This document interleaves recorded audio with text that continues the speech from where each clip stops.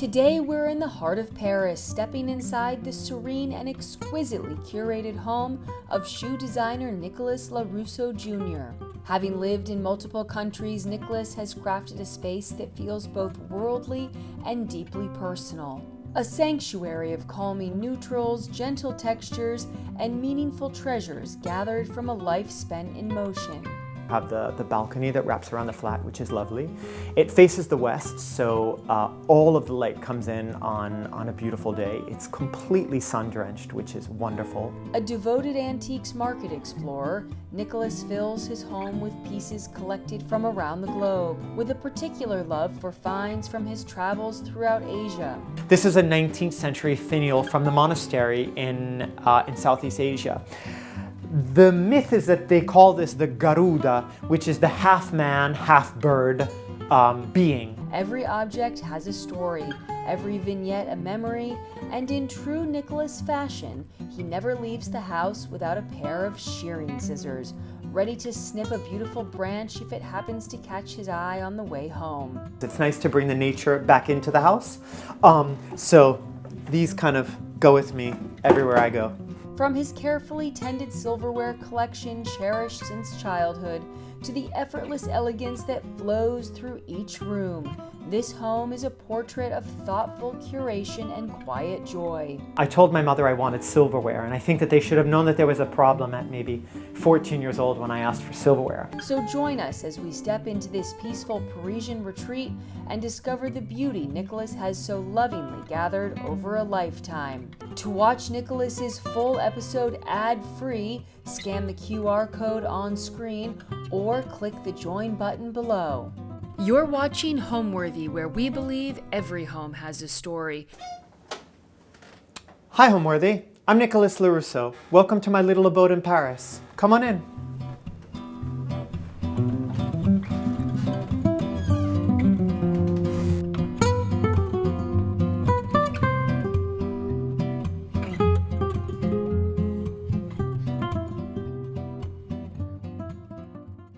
You're watching Homeworthy, where we believe every home has a story. I'm Allison Kenworthy, the founder of Homeworthy, and we take you inside the world's most beautifully decorated homes and introduce you to the brilliant people who live there. Hi Homeworthy, I'm Liz Lang. Welcome to Grey Gardens. Click the join button below to access all of our latest episodes ad-free and watch extended cuts of this and other homes, opening the doors to new rooms and exclusive content featuring our beloved hosts. I can't wait to see, I'm so excited.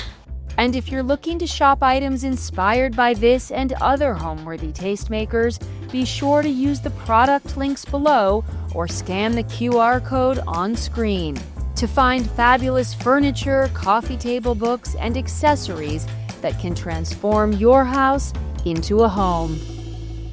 My name is Nicholas La Russo. I'm a shoe designer, and we're here in my Paris flat in the 6th district. I was looking for a flat here in Paris for quite a long time, and what happened was the company that was helping me look for the flats showed me so many. We came to this one and we opened the door, and I said to the person the real estate agent person who was helping me, I said, "This is it." And it's exactly what I was looking for, because it was on a high floor, so you have on the 5th floor, you have the balcony that wraps around the flat, which is lovely. It faces the west, so all of the light comes in on a beautiful day. It's completely sun-drenched, which is wonderful. The bedroom is on a 90-degree angle, so there's 2 windows that you see in the bedroom, which is lovely. And the architectural elements were really, really beautiful, and I thought that it would be I'm actually a minimalist by heart, and I thought that the architectural details would be the most beautiful with my personal taste.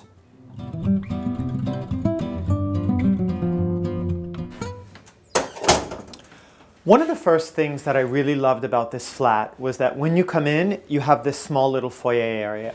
So it's really nice because you can put some furniture so that when you don't just walk into the room and you're already in the living room. When you walk into the flat here, we have one of my favorite things, which is a Burmese offering vessel. The Burmese aristocrats and the monks would use these vessels to bring food in to the monasteries. So they're normally made of red lacquer, bamboo, and they're lacquered in red. And I think that the effect and the lines are super, super beautiful. One of the great things about these is that when you walk in a front door, you always need a place to put your keys, put your wallet, put your ID from work. So it opens up and I've got all my junk in here. And one of the most important things to me is this, which is my little shears that go in my bag every day with me for work, because as you'll see, all I do is cut branches around from trees. I don't really love rigid floral centerpieces. I like to just cut branches and twigs and things like that from trees and put them in water, because it's nice to bring the nature back into the house. So these kind of go with me everywhere I go. So in the foyer area here, it's just the right area to have enough space to be able to furnish it properly. In the space, I have 90 centimeter, 91 Sarnian marble table. On top, I like to use some books. I'm an obsessive book collector. It's been something I've collected for the last 30 years, and they're all over the house. And on top of the books, I have some ceramics from a designer whom I met in London. Her name is Jo Davies, and she's super talented, and the shapes and the forms that she does are really, really beautiful. And I've collected a lot of her pieces, and I just kind of put one in the other. They're actually separate bowls. She calls them little pouring dishes. And I think that they're super beautiful together. This is an African kudu, I think it's called a kudu, an African kudu horn, which I believe are the largest, some of the largest horns that they have in Africa. And I have this thing for altar candles. I love altar candles because I think that the story that they have to tell are super beautiful. In fact, if you look at it, it's really interesting because you can tell that in the 18th and 19th century, they used to paint the front of the altar candle and the back of it is not painted. So it's really, really interesting because obviously when you enter the church, everybody sits in front of the altar, but you can't see behind it. So they only had to spend money to decorate the front of the candle. And it's a funny story because just about last week, I was on the bicycle going to my gym class, and there was a market here in Paris, which I think that this city has the best market in the whole world. And I was driving my bicycle and I was going to my 10 o'clock class and I couldn't be late. And I saw that there was a vendor and she had this candlestick here.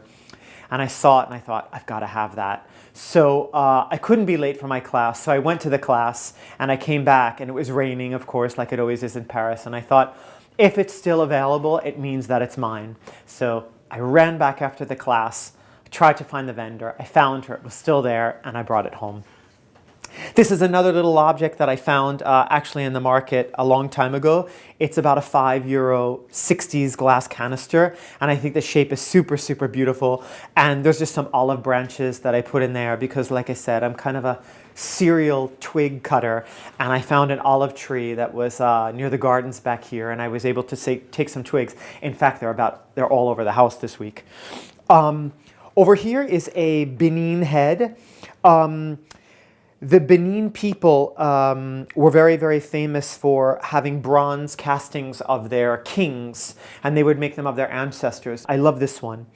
And this is a 19th century Chinese little altar table, and underneath that is just kind of like a 10 euro find little plastic table. And I think that the contrast is super nice between the rough table of the antique and just the sleekness of that white side cube table. There is some art on the wall here in the foyer. One of the things that I really, really love, along with lots of other things, is black and white photography. This is a photograph of Werner Bischoff. I believe it's from 1952. It's South Korea during the Korean War. There was actually two of them in the auction, and I really preferred the other one, but the other one was the second lot, and I didn't know if I would get it. This is actually something that I picked up at the Portobello Market, which is when the Chinese artists, before they make their scroll, they actually do like a little, kind of like a rough sketch. And the rough sketch that you see here is just depicting what the final actually artwork will look like. The other photograph that you see up there is an artist by the name of Ophir Barak. I came across him during COVID times when we were all at home and maybe we didn't really know what to do with ourselves. I started to research black and white photography, street photography, and I came across him, and he does a lot of photography. He's a Jewish photographer, and he photographs in the Mea Shearim, which is the area where most of the Hasidic population is, and he really kind of does Jewish street photography. And it's about religion and community together and how they mix. And I think that his work is really, really beautiful. This over here in the hallway is actually one of my favorite pieces in the house. This is a 17th century Burmese Buddha, all covered in 24 karat gold in teak wood. And I purchased this from a dealer in, I believe, Amsterdam, who is the largest dealer of museum quality antique Buddhas, if I'm not mistaken, in the world. I think that he's really, really, really beautiful. He's traveled with me around the world, and I thought, I think that this is a real Jacques Cocteau. This is a rental, and I of course don't know and didn't know how long I will be in Paris, so I thought the most intelligent thing was to rent a place. And one of the things that I knew that I wanted was, I always kind of say a white box, because I think that when you live in a rental and you have something that's white and clean and simple, you have the opportunity to kind of make it your own. So I was very fortunate because my neighbor next door told me that the person who lived here before me, once they lived here for about 20 years, and when they left, the owners did a renovation. So they renovated the kitchen and the bathrooms. So I spoke to the owners and I said, listen, the kitchen is wonderful, but I want to do something. I just want to add a white top, a white sink, and I want to make sure that the sink goes in the center of the window because it was a bit off center and it really bothered me. And they were a little bit unsure about me doing this, but I told them, believe me, it will look wonderful. So honestly speaking, I went to IKEA and I got a very nice simple white top, white sink, and I changed the kitchen a little bit, as you'll see when we walk through. Okay, now let's go into the little kitchen area, which I've been really, really fortunate because as small as the kitchen actually is, I've been able to furnish it, which is quite nice. This is actually a 30-year love affair with this chair. This is the Mies van der Rohe MR10 chair in wicker. It's a funny story because this is a chair that I've loved ever since I've been a really young boy. And in London, there was a dealer who I know in Notting Hill who I purchased some other things from, and he had it in his showroom, and it was just, he just had one, and he told me that he was just selling a single chair, and I thought, what am I going to do with this chair? Because realistically, it's really, for me, this is a dining chair. It doesn't really work as many other things but a dining chair, but I thought, even though I don't need this chair, and I have no use for it because I have dining chairs, I have to buy it. So I said to him, whatever it is, I'm going to take it home with me. So it has come home with me, and I am very happy to have it. Over here is just a bar. I like when friends come over and family come over. I don't like formal dining or formal. I don't like anything too formal. I like a house and a situation and the environment to be really relaxed. So I think it's nice if you put the glasses over here, someone can come and they can make themselves a drink. As I mentioned to you before, I'm a serial cutter, and I found these branches actually one night coming after work, and I just cut them off, and I thought that they were super beautiful. I think it's nice when you mix kind of things together. I like white kitchens because I'm not a minimalist, and I like stuff, and I'm always buying things. And I think that when you have a white background and you put your objects on a white background, the subtleness of the white background really makes the object stand out. So I love the idea of mixing the texture. So you have the white countertop, of course, with the wood, with the white ceramics. I love that juxtaposition of the materials together. I think that one of the most important things for me in a room is the lighting. I think that if you have really good lighting, you can forgive a lot of your errors. So instead of just having, this is a rental, so of course they have the overhead lighting, which I'm not a fan of and doesn't have a dimmer. I like the fact of putting some lighting in the room just to accentuate some of the areas and make it a little bit more moody. So one of the things I really like about a small room is to have a really large piece of artwork. I think it makes the room look more interesting. Some people kind of think that if the room is small, it warrants small art. I think it's actually the contrary. This is actually something that I made. There's actually two of them. I have the other one in the other room. I was home on the weekends in London and I wanted to pass some time just to relax and kind of calm my mind a little bit. So I love abstract art, and I wanted something with texture, and I wanted something in the colors that I love. I think black in a room is always important. I don't usually buy many black things, but I think it's nice to have a little bit of black. So I combined everything that I loved and I made a series of these two, and I would like to make a third one, but this one I've hung in here. What I would really like to do is I want to make a black tray frame around it. I think that would frame it quite nicely, but haven't gotten to that yet.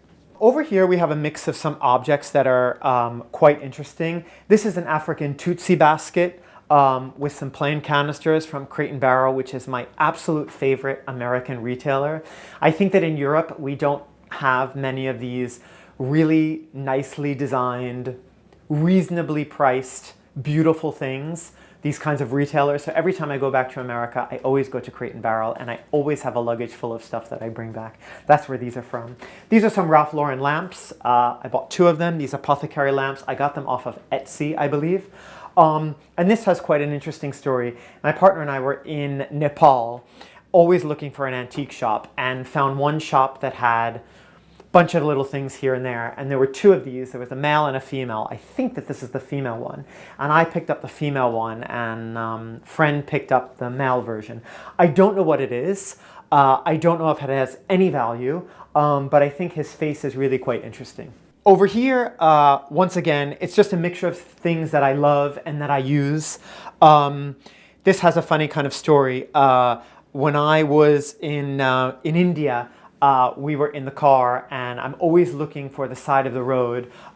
There's always these merchants that are selling things, and I saw this person selling all these marble things, marble bowls, marble dishes, marble trays, marble vases. And I said to the driver who was taking us from one place to the other, I said, "Stop the car." And we got out of the car, and I came back with a suitcase that cost more money to ship the suitcase than what I spent for these objects in India. And this is a really, really wonderful mortar and pestle, so it always reminds me of that trip and stopping the car. This is a jug that I got from a store about 30 years ago that they no longer have in America in New York called Ad Hoc Software. And they used to sell pottery from all kinds of designers, and I really, really loved it. And this is actually something that I really treasure because a dear friend of mine gave this to me when I was home to see her a few weeks ago, and it was a little present that she told me she was in a restaurant, and she picked this up from a ceramist that was in the shop. The restaurant had a shop, and she bought it for me, and she said you could put tea bags, or she said she's a woman of very good taste and style, and she said I think you should use it in the kitchen. So I put it in the kitchen here with my little matcha stirrer. This is a basket that I picked up in Milan. I know that it's from Tibet. It's probably antique. I picked it up in a clothing shop, and I don't believe that the person in the shop really even wanted to sell it, and I asked him if he would, and there was about 3 of them. I bought it about 25 years ago, and he did sell it to me, and I've kept it to this day. And inside I have all of my powders that I use for my shakes and everything like that. So it's a wonderful way of kind of concealing the ugly stuff in something really, really beautiful. So I have many obsessions, and one of them is silverware. I started collecting silverware many, many years ago, and I'm very, very lucky in this apartment to have 2 drawers in the kitchen. So the 2 drawers are dedicated to silverware. I have something that's very dear to my heart. My mother gifted my sister and I a present many, many, many years ago when we were very, very young. And my sister got some windows for her house, and I was too young to have a house or need windows. And I told my mother I wanted silverware, and I think that they should have known that there was a problem at maybe 14 years old when I asked for silverware. And they couldn't afford to buy me all of them. They bought me about a place setting of 6. And they've discontinued it, but it's something that I love, and it makes me think of my mom and dad every time I use it. It's just from Sasaki. It's called Double Helix, and I think that the organicness is really, really beautiful. And it makes me think of them and the present that they gave me when I was a really young boy. And I was actually able to collect it on replacements from the ones that they no longer, because they no longer produce it. And in this drawer, so these are my go-to, and normally you would think that, does one person use all of this silverware every day? But I love to cook, and I come home from work every day and I cook myself a nice dinner or a nice lunch on Saturday, and I pick my silverware every day and I try to treat myself well. Okay, let's go into the living area. So when I first walked in, I could imagine what it would actually look like. They were very, very well proportioned rooms. They're rectangular. One is square, one is rectangular, so it would be easy to place the furniture, and they were very, very spacious. So this is kind of the part of the flat that I think really, really sold me. The coffee table here is something that I got in America from France and Sons. Like a lot of things that I had them shipped over many, many years ago. It's a really nice marble table. I love the fact that it looks really, really sturdy and clean, and you could put all these kinds of objects on them without it being too busy. I like the fact that it's just kind of a plain basic platform. And then on top I have a mix of objects like this, which is a Han Dynasty, which I think is 200 BC to 200 AD. Han Dynasty, if I'm not mistaken, was one of the longest dynasties, I think. And this is a burial figure. And the myth says that these figures were actually buried in the graves with the dead, and they actually had wooden arms on them, which obviously, because they're thousands of years old, no longer have the arms. They have not survived, but they're terracotta burial figures. I actually have another one on the floor there that broke in a suitcase that I have to have fixed. Another thing that I have here is something from, once again, a trip. I bought these in Cambodia, and these are little Bethel containers. I have all of my antique Buddha hands. This one is from Cambodia. I believe it's 12th or 13th century. This one I got at an auction, and I believe it's a good piece because I was told that when it has the little sticker on it, it means it comes from a very good collection. This is another one that I picked up in travels, and that one has very sentimental meaning to me because a very special person gave that to me who is no longer with us today, and he purchased it in a store called Jacques Corcanagus, which was a Asian antiques dealer in America on Green Street, and he's no longer with us, nor is the store, but that piece is very, very important to me, and I think that that's what started my collection with loving the hand of the Buddha. This is a Ralph Lauren lamp. I think I said it to you before. I love vintage lamps, but I think that one of the things that Ralph Lauren does successfully are lamps. And this is an equilibrium lamp. And I love the way that you can make it higher, make it lower. You can adjust it. You can change the shape of it. I think it's super beautiful, and I love the chrome finish.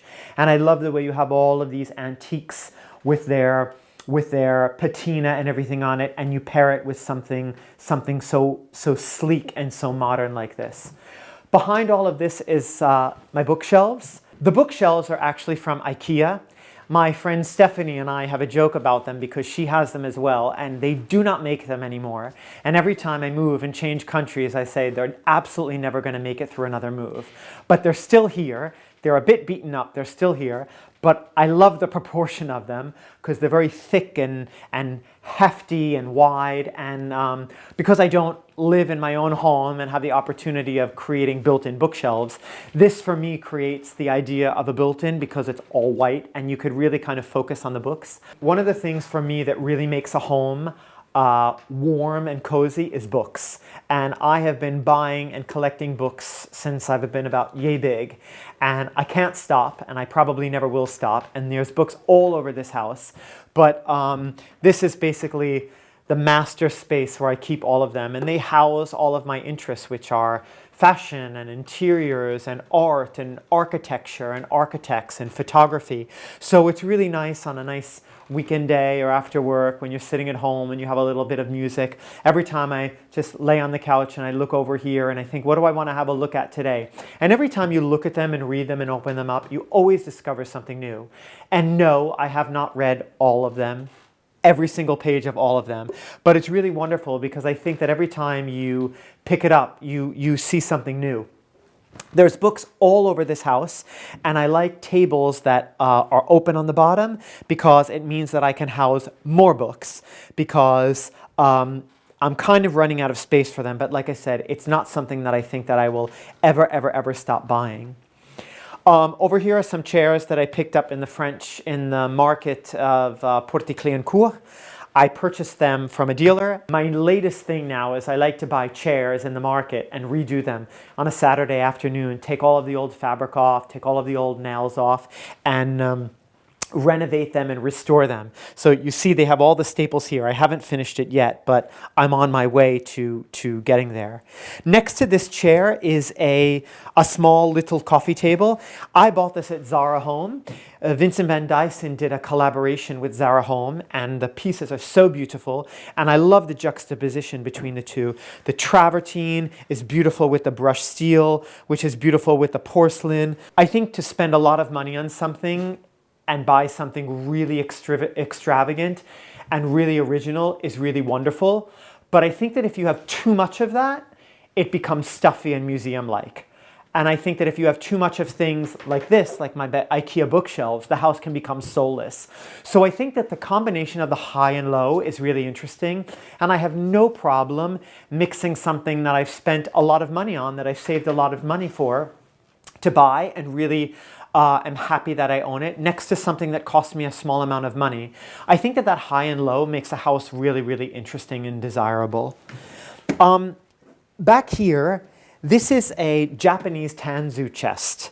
This is one of the first grown-up pieces of furniture that I ever bought. I got this from one of the largest dealers of Asian, I should say, antique furniture in America, and I had it shipped. This is Meiji period, so it's about 1870, and the story of the tanzu, which is very, very interesting, is that this is made of kiri wood, so it's extremely, extremely light. If this piece of furniture is empty, you can actually just take your finger and push it like this. It weighs nothing. So these pieces of furniture were actually made for quite a bit of things. They were used to store kimonos, they were used for documentation, to put official documents in them, they were used to store even things like samurais. So this piece of furniture houses lots of things for me, like glasses. I'm a serial collector of glasses, and I love to buy linens and all of these kinds of things. So it sources all of my even things like, you know, I think it's really nice in the house to I think it's nice to change things around, and you can't have everything out all the time. So it's about moving things and changing things and editing things and taking things in and out. So this is really great because it stores lots of the things that I'm not using, together with my linens, which I'm a little bit obsessed about. And I always think it's nice that when people come over, I love colors of nature. So I think it's really wonderful. In the autumn, you have a certain color. You have greens, and you have this beautiful burnt orange. These have a funny little story, because when I went to Cambodia just about 6 months ago with my partner, I said, oh, I love these. And I said, always remember the hotel that we stayed in. And every day I went, I took one at breakfast, and then I felt so guilty afterwards. I told the person in the breakfast room that I have about 7 of them, one for each day that we were there, and he told me I can absolutely keep them, so it's kind of a guiltless pleasure. On top of this piece, this is one of the things where I think if someone said, if the house was burning down, what would you take with you? It would probably be this. This is probably 40s, 50s. The Louvre used to make all of these sculptures for the works of art, the masterpieces that they have in the museum. And in that famous house that I told you about when I was young, that I fell in love with, they had the head of Hermes, which obviously was the Greek god of beauty. And these things you can find every once in a while in the Paris flea market. You used to be able to find more of them years ago. Now you find them, they're less frequent and extremely expensive. And you find them in green, you find them in terracotta, you find them in lots of colors, but I wanted it in black. Because I remember as a young boy, I saw it in black, and it has been with me, that image of this head has been with me for about 30 years. So I can tell you that this has been a 30-year search. And I kept looking for it on eBay, on Etsy, on every kind of website platform that you can ever imagine.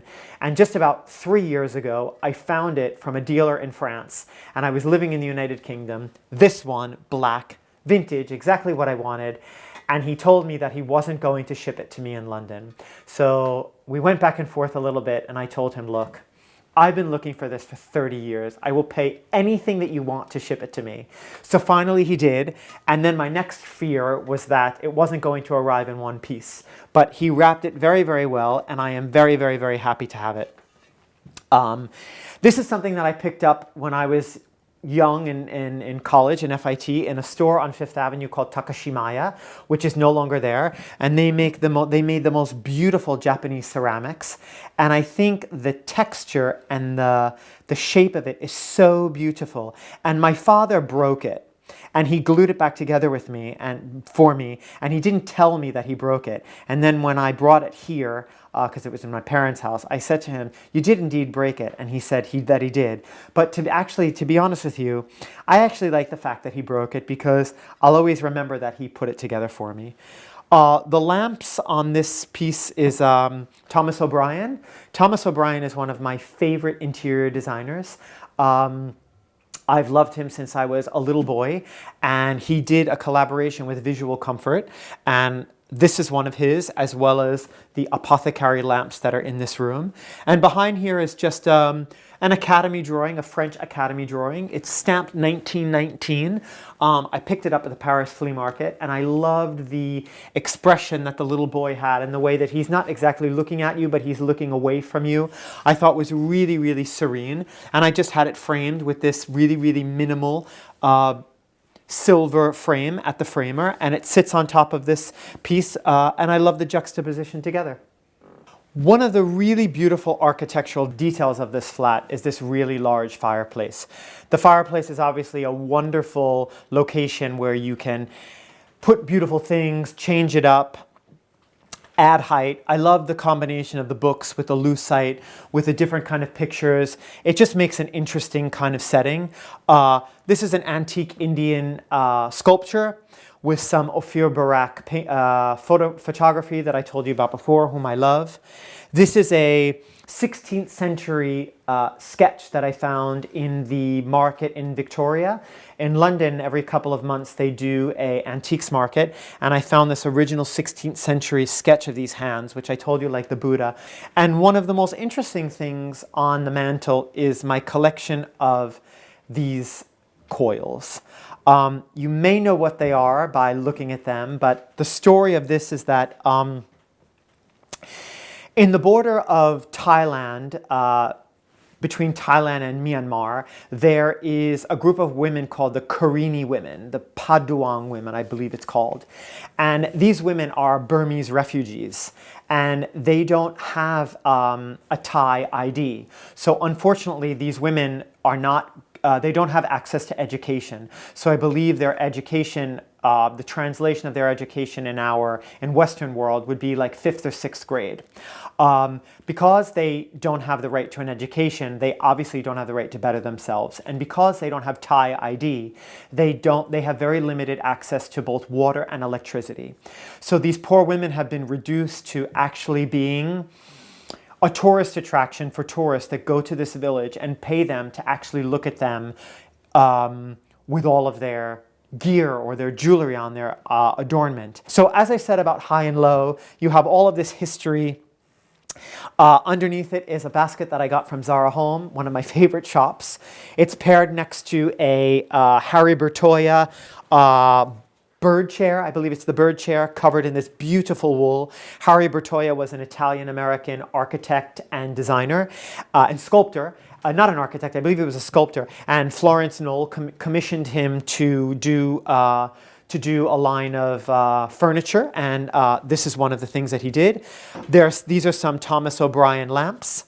Next to the chair is a Ashanti stool. The Ashanti tribe believed that a golden stool fell down from the heaven and what fell onto the lap of the king, and it became a sacred object for them. I love the fact of using this kind of thing as a little end table with some books on it, so if someone sits in this chair, which is extremely comfortable, they can put a glass on here, a glass of wine, whatever they're eating, and it's really, really comfortable. So it's nice to use it instead of a stool as an end table.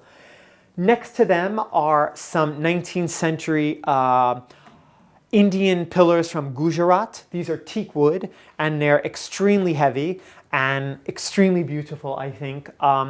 It's really wonderful in a room to have an architectural element. I think it's nice to bring your eye up to the ceiling. I always wanted some pillars. I found these from a dealer in the United Kingdom.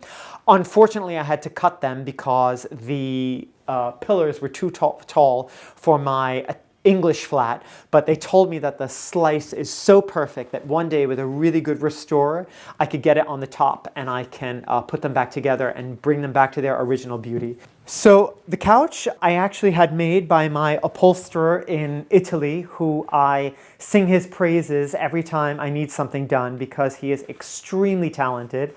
And I gave him a sketch of what I wanted, and he made this for me. I knew that wherever I lived, I wouldn't be in a place that was extremely large, so I wanted to reduce the width a little bit, and it had to be not too long. I wish it could be longer, but I knew that if the couch were too large, I wouldn't be able to fit anything else. So I gave the sketch to Ennio.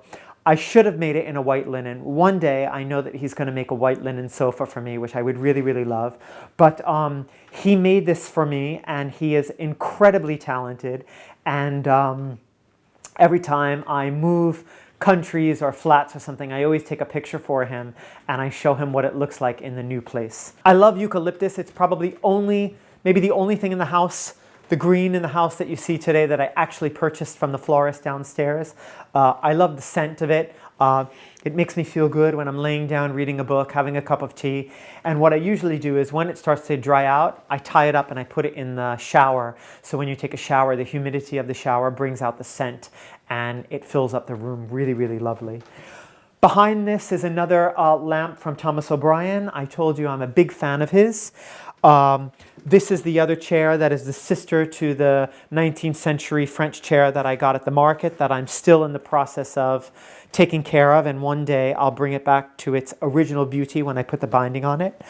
I love the juxtaposition of this antique chair with this Sarnian little stool. I got this off of Le Bon Coin, which is the French eBay basically.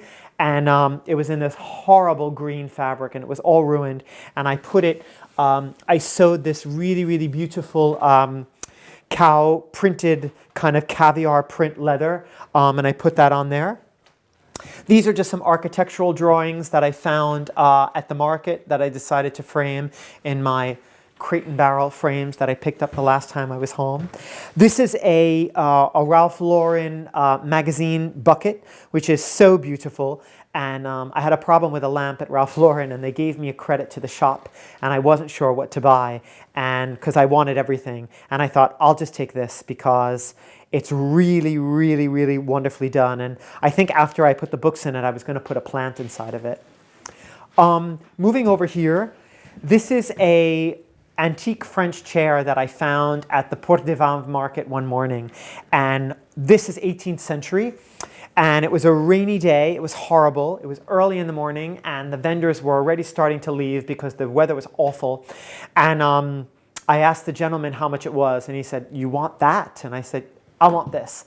And he said, "You could have it for 30 euros. So I put it on my bicycle. I brought it home and it was dreadful. But I loved the color. I loved the story that it had to tell. I always wonder if this chair was for a child or what it was because the legs are so short. I don't know why. But I took it all apart and I covered it with this really, really beautiful kind of cream colored Napa leather. And I put all of the little nail heads in.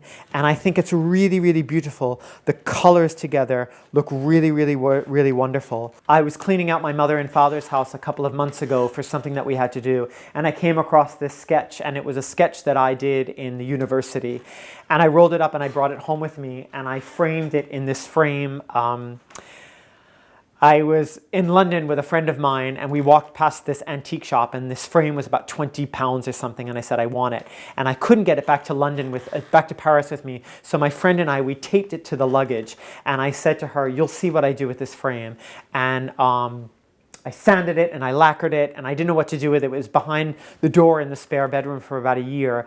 And I found this sketch that I did at school and I thought that that was the perfect thing to put in this frame. Once again, under the table, it houses more of my book obsession. So this is a perfect place to get some more books. And on top of here are some iwi statues. The Iwi tribe, I believe, is the largest tribe in the Togo area, and they believe that giving birth to twins is like a religious omen, it's a happy omen. And apparently they have to dress all of the twins the same, and they have to be dressed the same until they're about 12 years old. If one of the twin dies, it is considered, they have to make a statue of one of the twins, and they bring it to the voodoo doctor to kind of activate its spiritual power. So one of the really wonderful features of this flat is that both in the living room and in the dining area, you have these wonderful windows from the floor to ceiling that go out on the balcony, and you have a beautiful view of the 6th in Paris. The view out here is really, really spectacular. And you can see all of Rue de Vaugirard, which is the longest street, if I'm not mistaken, here in Paris. And the balcony in this flat goes all the way around. So the flat is right on the corner of the building. So it's really, really wonderful because you get the west view and then you also get the north view. And one of the things that I love is right in the area where you have the window, the balcony is just a little bit wider with a very small table. You can just have the perfect dining space for 2 people. When I was young, I always knew that I wanted to do something in the design field, although I didn't know what it was. And it's a little bit of a funny story because after taking some normal everyday courses here and there, my mother and father said to me, you kind of have to decide what it is that you want to do because you obviously just can't go to the university endless taking random courses. And the curriculum book of the college, I brought it home and we looked through it together. It was in alphabetical order, and the first thing was accessories design, so AC. And I just said to my mother and father, I'll just do that. Because realistically, I knew that I wanted to do something, but I wasn't sure what it was. So maybe some people think that there's some kind of glamorous beginning to my career, but actually that's how it started. And then I had this desire to move to Italy, which everyone thought was absolutely crazy. And I remember I told my boss that I was going to go, and I saved enough money to live in a hotel for a couple of months in Italy, in Florence. And I went and I found a job, and I thought that it would be something that I would do for about a year, get this experience, get my feet wet, and then I would go back home. And actually that was maybe 1 or 2 years ago. And in all of those years, I've had the opportunity of living between London and Italy and different places, and now here in France. So with a lot of hard work and determination and a little bit of luck, I've been able to live in these wonderful places. So right off the living room, the dining area is really wonderful because it's the perfect size room to seat a table for 6 people, which realistically, I don't want more than 6 people at dinner anyway.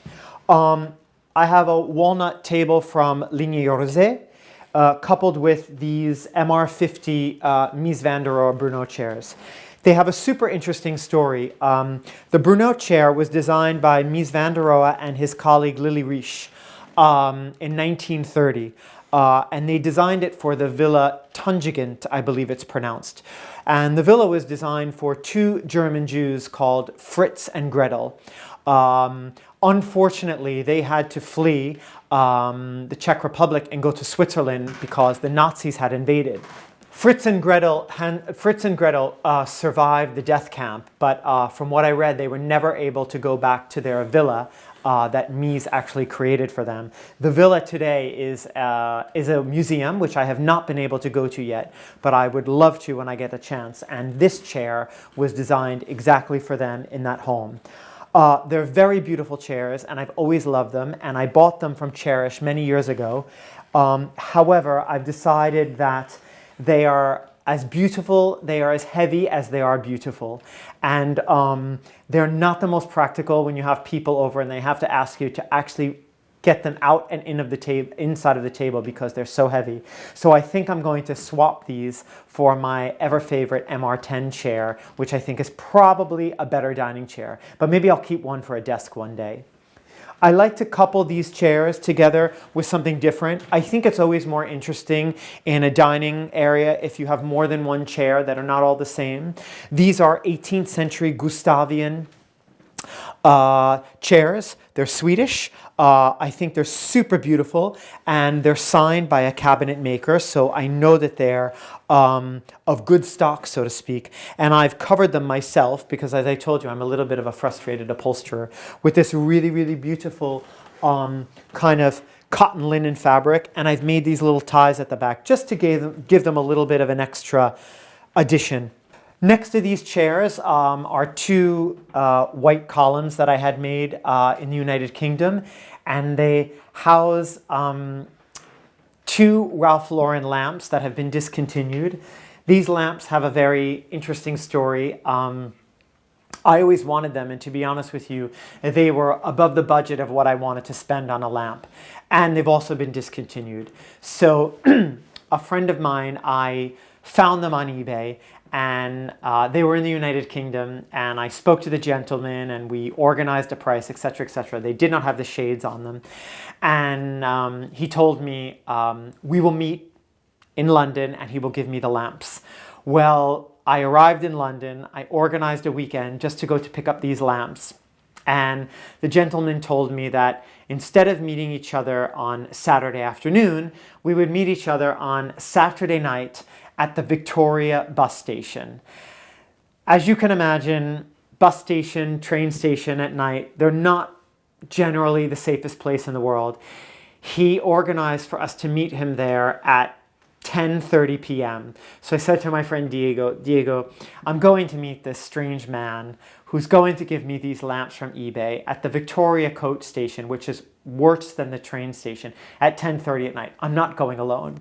So we get there, we arrive there, and this man came, and he had this luggage, and he brings us these lamps, and they weren't the cheapest purchase that I've ever made, and there were all of these people outside of the train station. It wasn't the safest moment of my life. I got them back to Paris. They are so heavy that the luggage broke at the Gare du Nord station, so I had to carry them one by one to the end of the station. It was a disaster, but they've made it here, and I'm very happy to have them.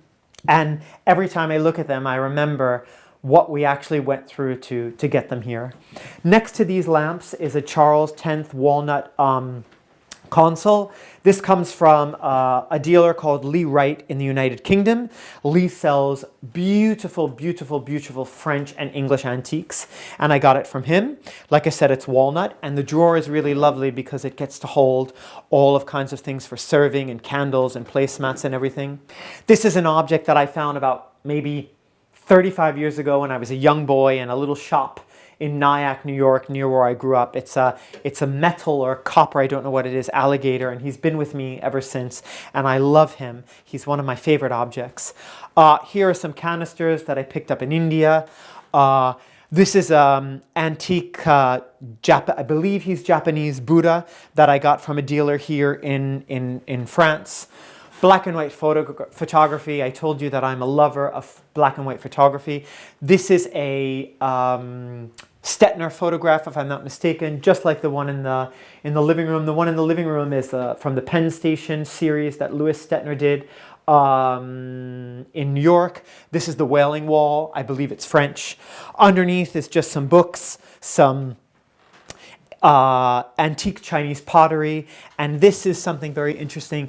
This is from the Mob tribe in Africa, and when they would get married, they would give this to them as a gift, or they would use them as currency, and they would actually put them as anklets, and they would wear them after they got married. And I have a whole collection of these, and here I just have about one of them.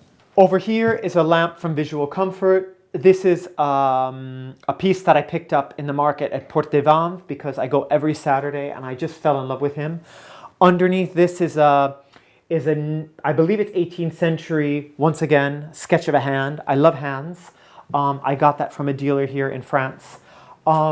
This apartment had these kind of odd shelving units, and I didn't know what to do with them, and I was actually going to ask the owner, can we cover the shelving units? I hate them. But I actually got them to work for me, and it's nice to have this little niche in the side of the room where you can put books and you can put objects of things that you find. These are things that I got in India.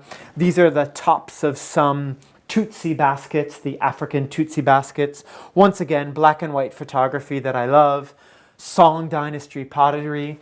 I believe that this is a piece of lava. This is interesting. This is a opium scale, an antique opium scale. In the corner here is a Warren Planter side chair, and this is coupled with a little silver pedestal that I picked up from, once again, Zara Home. I bought 2 of them because I thought that they're so beautiful. They're so lovely because the top is round and the bottom is square. The proportion is lovely. You can move them around in the house. You can use them at side tables. You can use them as a pedestal for a sculpture. You can use them as a little table to put a drink on. I really, really love them, and I think they're super versatile. And on top of that, I have some pottery that I got in London, and together with this piece, which is, as I mentioned before, Thomas O'Brien is one of my favorite designers, and he has a shop in Soho called Arrow. And I was a young boy and I couldn't afford anything in the shop. And I remember being in the university and I picked this up, and it still has the little sticker on the bottom that I don't think that they use those stickers anymore. And this has been with me for about 35 years. And I don't believe that they make this piece anymore, but it just reminds me of my days in New York and being a young boy and, you know, falling in love with home furnishings and pottery. And I keep it with me to this day because it's really something that reminds me of my youth and my university years. Above the table here is a photograph from Michel Comte. He's a photographer that I do really love, and in the 90s he did a series with Mike Tyson with the dove. And the contrast between Mike Tyson, the color of his skin, the color of the bird is so beautiful. And I picked this up at an auction, and I had it framed in this silver frame. And one day, there's about 6 or 7 of them. They didn't have the one that I really wanted in the auction, which is Mike Tyson kissing the beak of the bird. But maybe one day I'll find it and I'll be able to put it together with that one.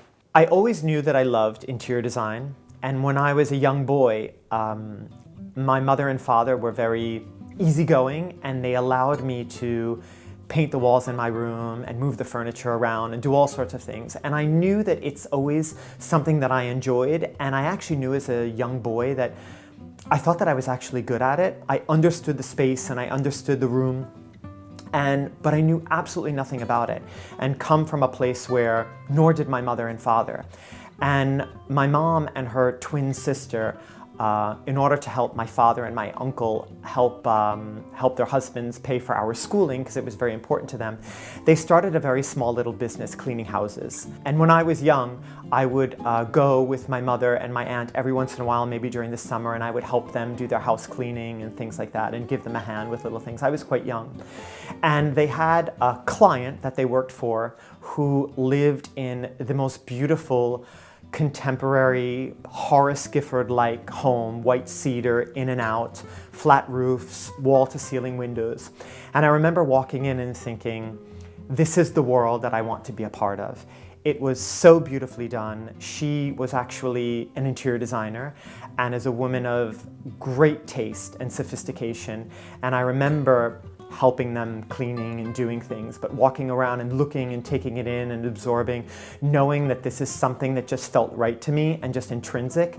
And I think that she, to this day, who is a dear friend of mine, has really had something to do on me, I believe, and molding my taste and molding what I like, kind of subconsciously, because as a young boy, that's what I saw, and I kind of deemed that as what good taste was. And I think that to this day, when I come home and I pick something out and I shop and I buy something, I think that she's kind of molded who I am and what my taste is. Now that we've seen the living room and the dining room, let's go take a look at the rest of the house.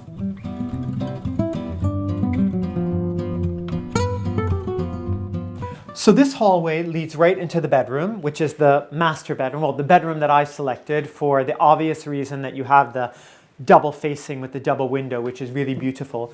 And in the bedroom, we have the Paul, I believe it's called Paul Scherholm chair.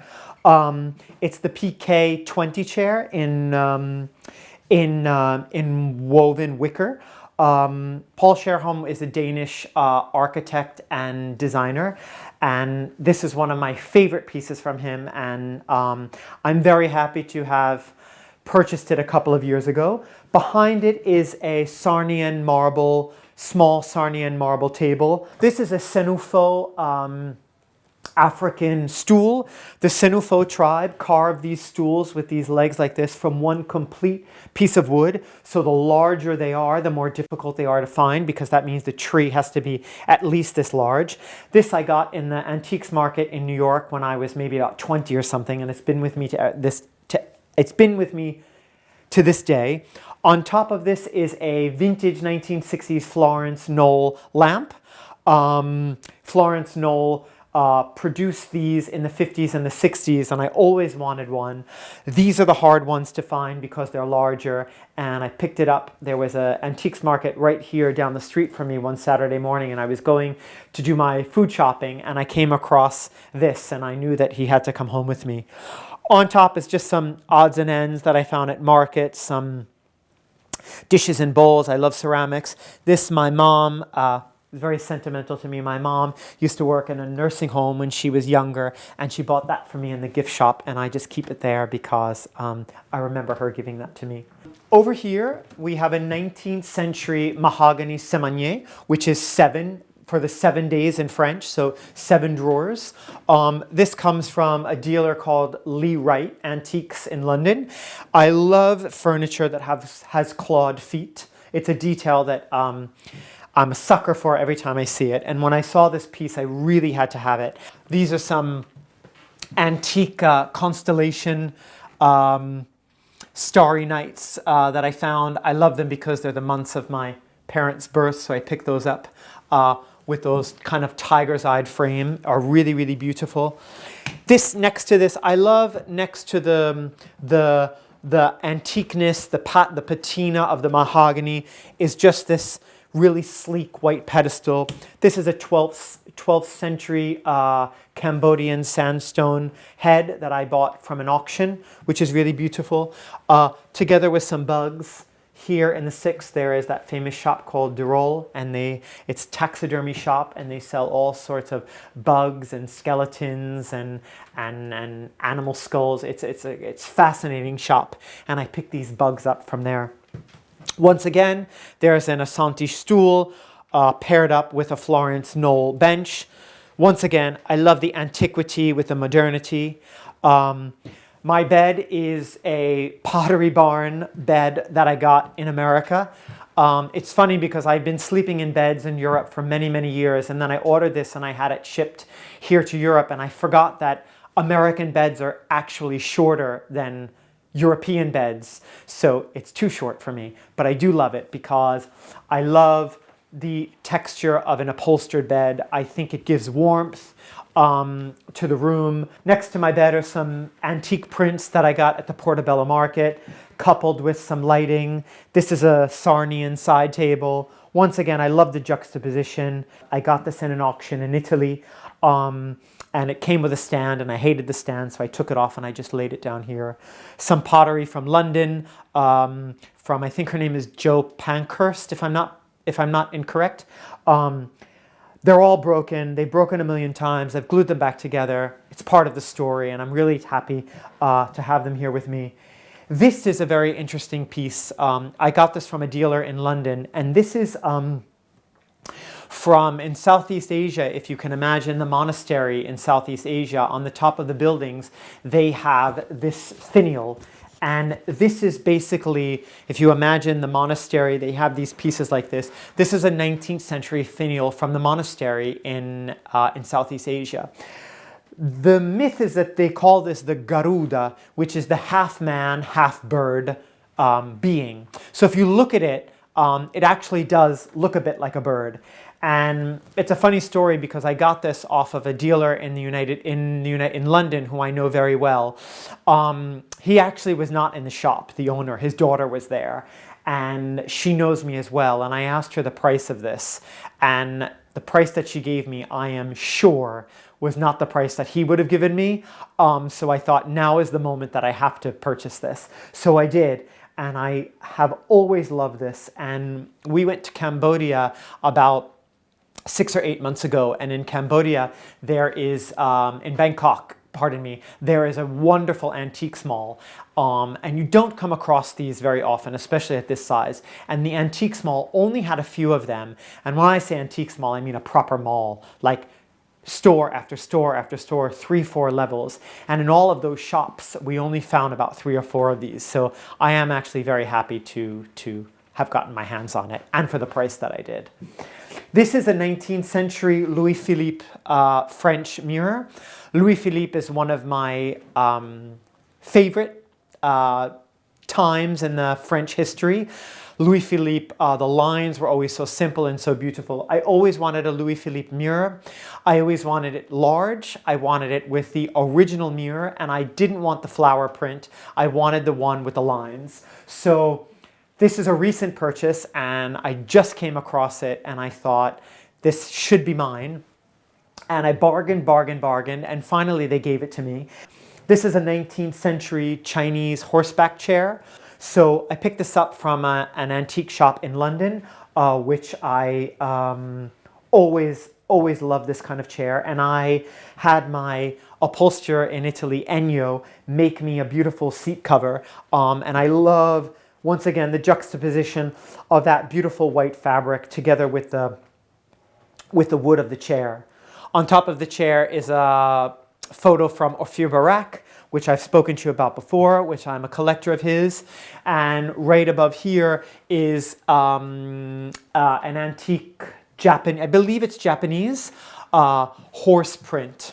I think that designing a home, taking care of your home, curating your home is different than working in shoes. Designing shoes is, for me, a business. And it's about, obviously, designing beautiful shoes, of course, first and foremost. But it's about what the market needs and what the company needs and what the requests are. So I think that the process is a little bit more rigid and structured, even though at the end of the day, the product has to be beautiful. I think that when I come home and I buy something, or I select something, there really is no rules. It's really just what I like. And I think that all of this is doesn't really have a formula to it. It's really just a point of view, and it all comes together. So I think the difference for me is that this is just about freedom and doing what you want to do, whereas when you go into the office and you design shoes or a collection of shoes for a company, it's a little bit more rigid and the parameters are a little bit more outlined, whereas going to a market and picking something out that you like is really just what your point of view is and what you like, without kind of having to answer to anyone else.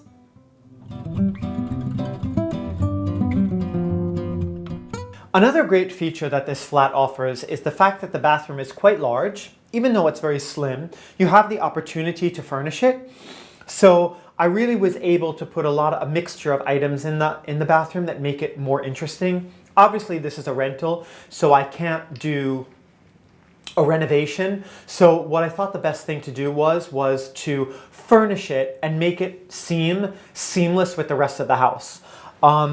These are some baskets that I picked up from Zara Home, which I think is a destination that everyone should go to find beautiful, simple things for the home. This is a painting that was once in the bedroom, and I just moved it a couple of weeks ago. Some people think it's a little bit disturbing. I find him very interesting. I got him on a rainy day at the Porte des Vins market, and I thought it was beautifully done. I love the shadow, I love the size, I love the scale of it, and I think it kind of works in here. On top of the counter here is just a mixture of things. This is a lamp that I found at the market. It's, I think, 70s French. And the beautiful thing about it is it has the original shade on it, which I thought was really quite wonderful. These are some Indian canisters that I found on a trip in India. These marble canisters that are beautiful, and they house things that I use every day in the morning. Some antique French ware, just with some twigs and things that I've been able to pick up on the street. This is a funny little story. I was at the flea market in France at an antique dealer, and he had a very, very beautiful sketch of a leg of a man. It was 18th century, and the price was extortionate. And I told my partner, I took a picture, and I said, I would really love to buy this. And a couple of weeks later, he came home with this, which is really, really sweet. It's obviously different than what I saw in the market, but I'm very happy to have it. And every time I look at it, I remember the reason why it was purchased was to kind of substitute the fact of that thing that I really wanted to buy, but now I have this one. And maybe it's even better that I have that one because it brings me a really wonderful memory. These are just some finds that I got in the flea market, some sculptures and some lemons, some old lemons that I had in the kitchen that I hadn't eaten for a while, and they had dried out and they became really beautiful, so I thought that I would keep them there because they were really beautiful. This is a sketch that I did in a life drawing class, and I thought his face was so wonderful. It was the only good one that I actually did in the whole series, so I had it framed. And on top of that is a painting that I found at a flea market, and the whole painting was ruined. And I said to the dealer, or the person who was selling it, what is the price of that? And they gave me an amazing price because the only part that was good about it, that was salvageable, was that piece right here. So I took the whole painting apart, threw it away because it was relatively garbage, and I saved the part that I really loved, which was these kind of folded hands like this. And I framed it in this Napoleon, this French antique Napoleon frame. And I think it looks super beautiful. And it kind of sparked me to do something where now I was thinking about if I could find paintings that aren't very nice and I could get an eye, or I could get the part of a shirt or a wrist or something. It could make an interesting kind of grouping of things. Above the toilet is some prints that I actually love that I purchased at the Portobello market. They're prints of eggs, and I think their simplicity is so, so beautiful. I've been collecting those horse heads, and I put them in the bathroom there, and I think that they look really beautiful together with the simplicity of those antique egg prints. Once again here, it's a mixture of things that I love. Song Dynasty pottery, just some finds that I find in the flea market, some baskets. Once again, here's some Paul James pottery that I picked up in London. This is an African shell necklace that I got from a dealer called Tribal Space in London. They always do some pop-ups. And I think the most meaningful thing for me here are these two leaves. When my mother and father moved, when we moved them out of their house that I grew up in, the last day that they were moving, they left and went to Florida, and I stayed to handle the final move for them. I went outside and I cut these two leaves off, and I remember that these are the two trees that my father planted when we were really, really little kids. I believe one was when I was born, and one was when my sister and I were quite little. So I framed them, and you know, they're just something that will remind me of my childhood in the backyard, that we spent many good times together, that are really days gone by, but it's nice to have that memory of, you know, when you were younger and the house that you grew up in, that, you know, is a chapter that's behind us, so to speak. I think that in decorating my home, as I said before, I really don't have any structure. I know what I like. And I think that, and you've heard other people say this, and I think it's true, that when you buy things or when you collect things and you have a point of view, sometimes it all just comes together. I don't like one period. I don't like one specific thing.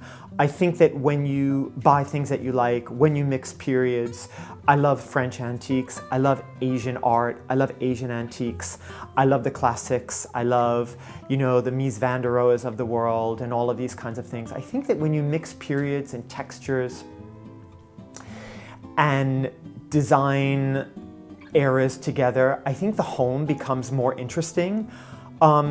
Other people have said this before, and I think it's true. I think that texture is really, really important, and it's one of the things that I love, because I think that in order to make a house beautiful, the tactile emotion has to be there. So, you know, wood and leather and marble and travertine and sleek finishes and rough finishes. And I think that when you put all of those things together, that's what makes a home really, really interesting. I'm not a person who really likes much color. I appreciate color. I work with color all day in the office. I like to come home, and I like the home to be quite neutral and tranquil. And I think that you can kind of get the color through the texture. So I prefer to mix all sorts of neutrals together. And I think that when you mix neutrals together, it makes it easier when you buy something, because when you buy something, you always know that it's going to work. For me, it's about mixing the elements of the things that I like. And when you do it with a point of view, for some reason, it all just comes together. So now that we've seen the bathroom, let's go into the second bedroom. I always wanted a flat whenever I move that has 2 bedrooms, because I like family to come and my friends to come. I don't want my friends to come to Paris and go in a hotel. It's nice to spend the time together, have the moments together, have the memories. So I have a second bedroom for everyone who comes here to visit. And I've been lucky to be able to furnish it in a very kind of elaborate way, because it is quite large. The bed is a very, very simple bed. It actually was the cheapest bed frame that I could find on Amazon, because I knew that I would just cover it. And I covered it with some, like I said, some really beautiful white linens. I got these at the Crate & Barrel, my favorite shop in America. I love the texture of them. And one thing that I did with the bed was I never knew what the right thing to do was with this bed, because I had to make it a bit more interesting. And I was at the Paris flea market and I found this. And this is and I think it's an architectural salvage piece from some brasserie or something like this. I'm not really sure. Maybe I'm making up the story that is more interesting than it really is. But this is probably late 18th century, early 19th century. The color was beautiful. The face was beautiful. I bought it, had no idea what I was supposed to do with it, and I brought it home. The man who I purchased from was very kind in delivering it, because it's quite large and heavy. And I propped it up against the wall, and I thought, this is the most ridiculous thing I ever bought. And one night I was sleeping and I thought, it's going to be the headboard. So I covered it with some very, very basic white linen. I really should put some foam behind it and make it a little bit more elaborate, but for time's sake, I just put some white fabric in it, and I made this the headboard. And I really realized that what makes a very, very, very simplistic, inexpensive bed frame really quite interesting. And I'm really happy that I purchased it, and I love the color of it, and I love the story that it kind of has to tell, and it makes the bed really quite interesting. In the corner, I have 2 doggone ladders. So the story of these is that the Dogon tribe in Africa, when they build their kind of very small houses, above the front door, they have a very small door that's about yay high, and they keep the feed for the animals in that area. They have to keep the feed away from the ground level, because the other animals will obviously eat it. So what they do is they create these ladders, and they prop the ladder up onto the house, hence the V shape, and they crawl up the ladder. That's what these little ridges are. They're actually steps. They crawl up the ladder and they get to the part where they have the hay in their little house. So they're made by the Dogon tribe, and I love the fluidity of them in the line. Sometimes you find them and they're very, very rigid. It's hard to find them with movement. These were actually quite beautiful, and I bought them at different times, and I love they almost like speak to each other. And this one I found at a shop, and it was the day of the Queen's funeral. And I was in the shop, and I told the shop owner that I would buy this. And obviously all of London was completely shut down. There were no taxis, there was nothing. He said, how are you going to get this home? It's extremely heavy. So I carried it home with me on the tube on the day of the Queen's funeral. And you can imagine what the tube was like with all of those people in London. And I had to wait about a half an hour for the right car to come by, that I could actually squeeze myself in the tube and get in there with this monstrously heavy piece of wood. And I think everyone in the car was looking at me thinking that I was some kind of crazy person carrying this, especially on the day of the Queen's funeral. But I will always remember the day that I purchased it. And I really, really love them. I think that they have a beautiful story to tell, a beautiful patina, and I love, as I said before, the two of those together and how they speak to each other. And next to that is just a marble pedestal together with a Chinese wine jug. The Chinese used to create these, and they used to fill them up with wine, and they used to transport them with them wherever they go. And one of the things that I love about this one is it has all of these stickers on them, and I always wonder the story that those stickers have to tell, kind of like a luggage when you get, take your luggage and you put a stamp on it or a sticker or you buy a patch or something. And I think it's a wonderful story that it must tell. And inside of this is just an olive branch. One of my favorite things is olive trees and olive branches. And I was lucky to come across an olive tree about 2 weeks ago, and I had my scissors with me, of course. So I took a couple of cuttings and I put them all around the house. At the foot of the bed, there is a Lobi stool. This is an antique Lobi stool with a beautiful patina. I purchased this from a dealer in a market, an African dealer in a market. And the Lobi people actually created this, and they would sleep on it. So they would lay like right here. Their head would go right about here. And they're really beautiful because they almost look like birds. And they're not very hard to find. They're not very easy to find, pardon me, this large with this beautiful of a patina. And I picked that up and I put that at the foot of the bed, and I think it adds a beautiful, almost architectural, organic element. In the side of the room, this chair is a William Katavolos chair. William Katavolos designed this chair, I believe, in 1954 with some of his colleagues. He was a Pratt graduate, and I believe he became a Pratt instructor. He was a very, very famous architect in America, in New York, and he designed this chair called the T chair. I always wanted this chair, and they're not the easiest to find. And I was once again at the Porte de Clignancourt, and there was a gentleman who was selling 4 of them. And I thought, dare I ask him to just buy one? Because, it's like separating a family sometimes when you ask someone to separate chairs. And he had to think about it, and he said no. And I walked around again, and I kind of looked at him, and he went like this. And we finally were able to negotiate me purchasing one of them. And it's a funny story because I always go to the market, these people always see me. And he told me that ever since I've bought one, he has had many people come and ask them to buy the other 3. And when they buy the other, when they wanted to purchase the 3, they ask him, where is the 4th chair? And of course, I'm the culprit of the 4th chair. But it's something that I always treasured and always wanted. Never really came across it, and I found it at the market, and I'm super happy about it. This piece over here is a Chinese 19th century apothecary chest. It is as useless as it is beautiful. You can't do anything with this piece of furniture. I always wanted one. I got one from an antiques dealer called Indigo Antiques in the United Kingdom. They sell beautiful Indian, Asian, Chinese, Japanese antiques, and the patina is wonderful. These drawer pulls, some of them have Chinese coins, which is so beautiful. Once again, we have another Florence Knoll lamp that I found, I think on Le Bon Coin, and I was able to pick it up. Some Chinese vases, African sculptures. These are the Kumbaya figures.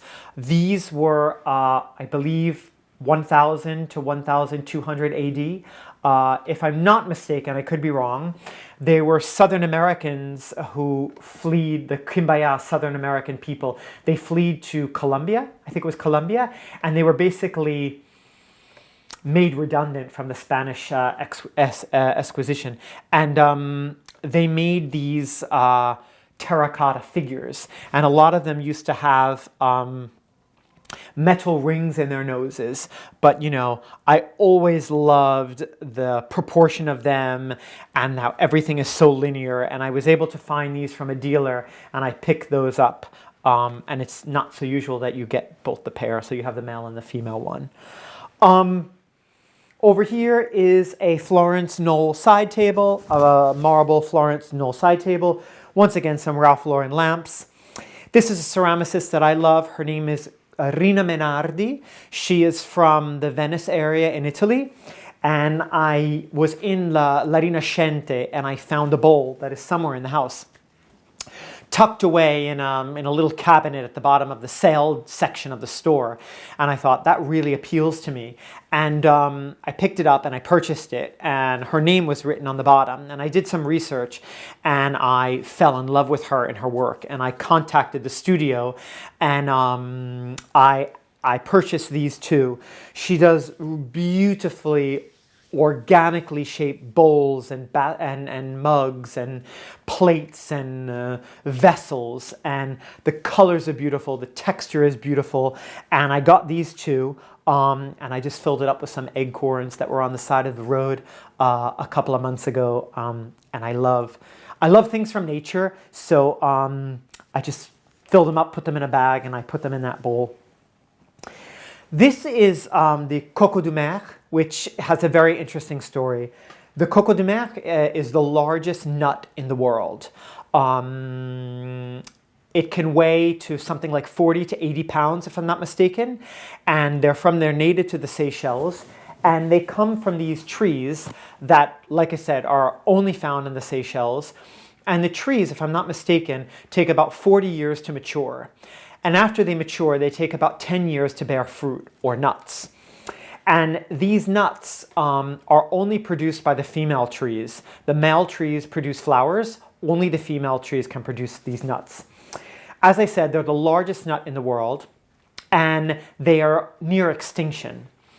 And if you go to the Seychelles and you leave with one of these nuts, you can actually go to jail in the airport. You can buy them, and they have to be purchased with a special stamp. And in order to leave the country with it, they almost have to be vetted from a dealer that allows you to take it out of the country. This is a skeletal drawing of an arm that I thought was quite beautiful, and I framed it in black. And I just love the composition and the mixture of all of these objects together. I think the most important thing for me is that when friends and family come, that they just feel at ease.